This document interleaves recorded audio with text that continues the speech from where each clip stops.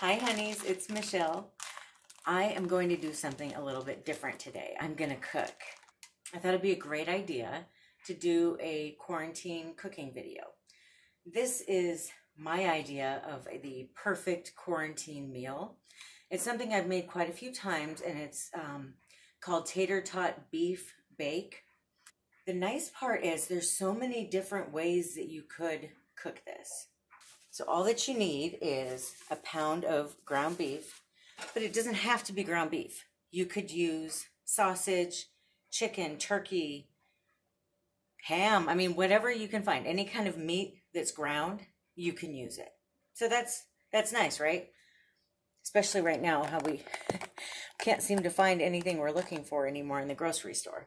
Okay. And then a big bag of tater tots. This particular brand is Market Pantry from Target. If you can't find that, that's okay. You can use hash browns, what are they called? Potatoes O'Brien. Any kind of potato, frozen potato you could use. Probably even use wedges or French fries. Then you need a can of diced tomatoes. I'm not sure what you could use in place of that, but a can of tomato sauce. Now, if you don't have tomato sauce, but you have a bunch of ketchup, you could use a cup of ketchup.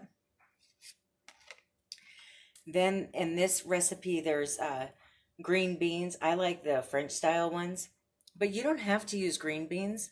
You could use, I would use any canned vegetable would be fine. I really could picture this with carrots or peas.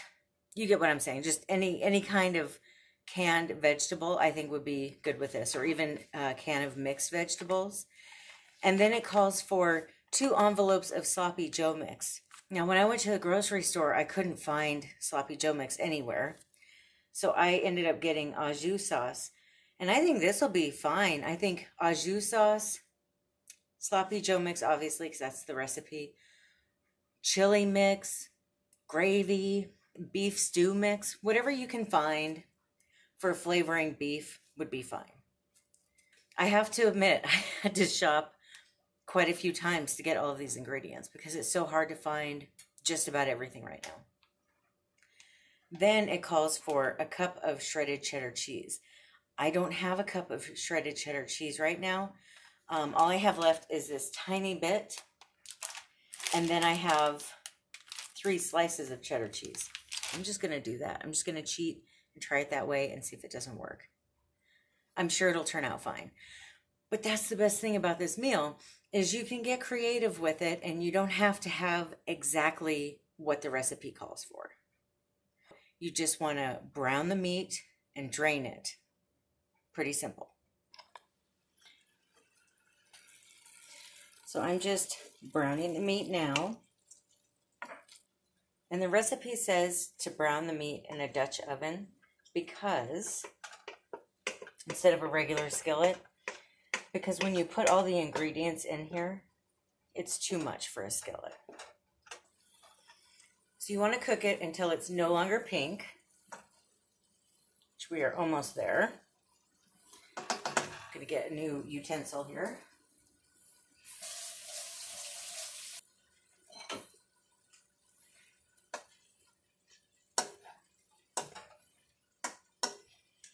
Okay, and then drain your meat if you need to. Mine is lean, so there's really nothing to drain. And then put a cup of water in there. And then after you get the water in there, put your whatever sauce or whatever seasoning you ended up picking. And you want to put 2 packets of the seasoning that you get.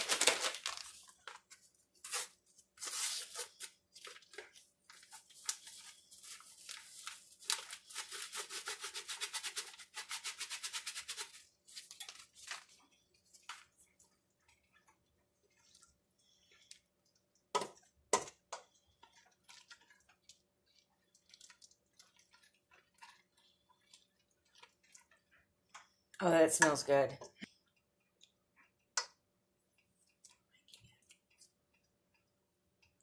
So then you want to bring it to a boil. After it goes to a boil, reduce the heat and let it simmer 3 to 5 minutes or until it gets thick. This is already thickening though, so I don't think it's going to take very long at all.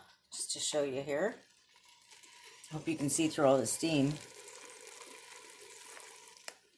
Then you want to add the tomato sauce.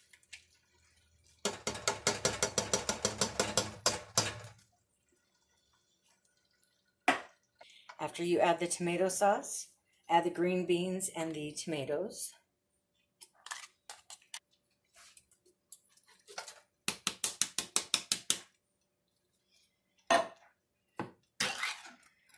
And I don't drain the tomatoes, I just plop them in like exactly how they come out of the can.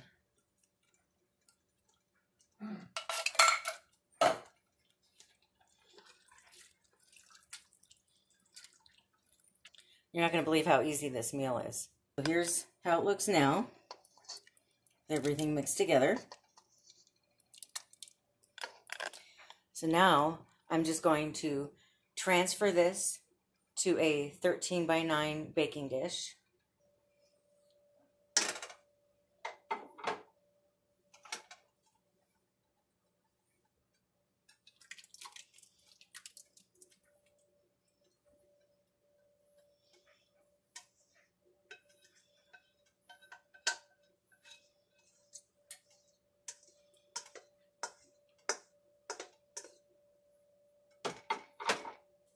Just even it out. Grab your tater tots.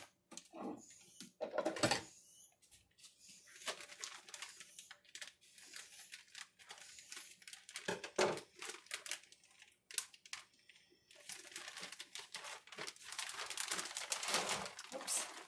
And then just pour them over the top.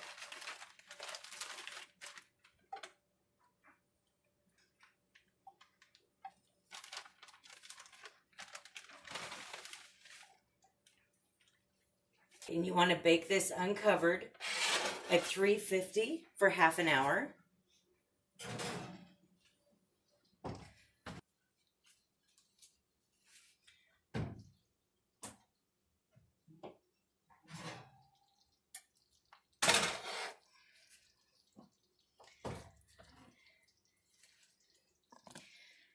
After half an hour, you want to take it out of the oven.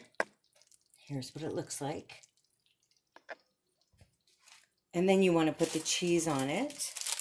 I changed my mind. I'm going to use American cheese. And I'm just going to do it like this. I think that that would be easier than trying to do part of it with slices of cheddar cheese and the other part with, you know, shredded cheddar cheese.